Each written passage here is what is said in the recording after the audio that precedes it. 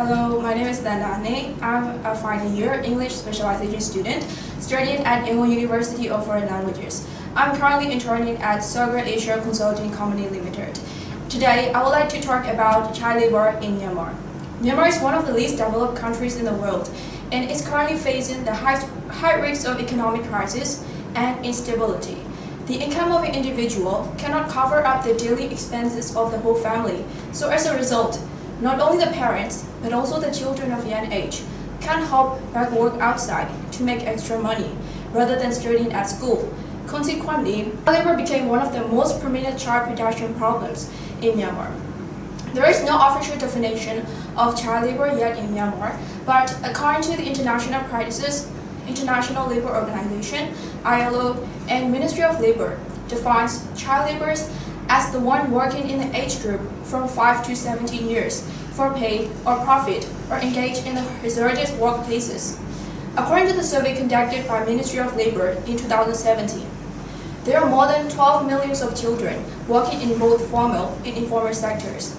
Most of them are engaged in agriculture, forestry, mining sector, and secondly in the manufacturing trades, and the rest in other service sectors.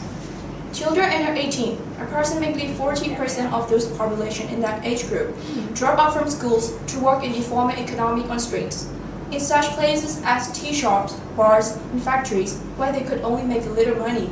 And it's estimated that there are over 100,000 children working in tea shops and restaurants in Myanmar.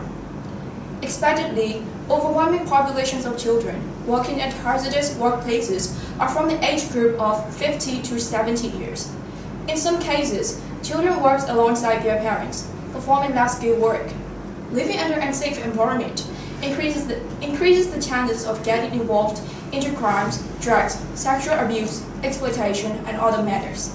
In some cases, those who cannot prove their ID are forced to make a choice between jail and military, where they choose the latter as it's less torturing. This forced recruitment also occurred among orphans and street children, and they became the victims of human shields and minesweepers. According to the report conducted by the coalitions to stop the use of child soldiers, more than 50,000 child soldiers are formed in both government and opposing enemies. Some are forced to serve as potters in such areas where they are physically abused and mistreated. Additionally, there are also cases of child trade, where young girls under 18 are tricked into working at entertainment venues, such as nightclubs and karaoke places as sex workers in other countries. Poverty, cost barriers to education, and lack of effective labor legislations are some of the reasons to the existence of child labor. Myanmar child labor is an ongoing issue that needs to be eliminated, and there is still no verifiable and effective policy on child protections and child labor in Myanmar.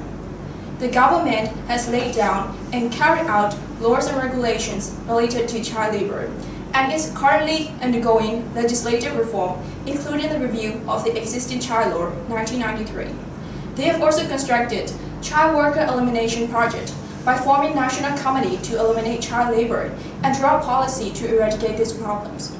In December 2013, the International Labour Organization (ILO) was ratified by Myanmar Parliament to get rid of the worst forms of child labor, which includes slavery, using of children in dangerous environment, and armed conflict. Myanmar government has taken actions on the issue of child soldier and made progress towards reducing the recruitment of children into armed forces in recent years. According to the UN report, there are 49 cases of child soldier recruitment had been settled down with 100 cases of complaint in 2017. And government and public as well as local and international groups are attempting their best to shed light on this matter, raising awareness with a sense of responsibility for the sake of helping these vulnerable children some way, somehow. Thank you very much for watching the video.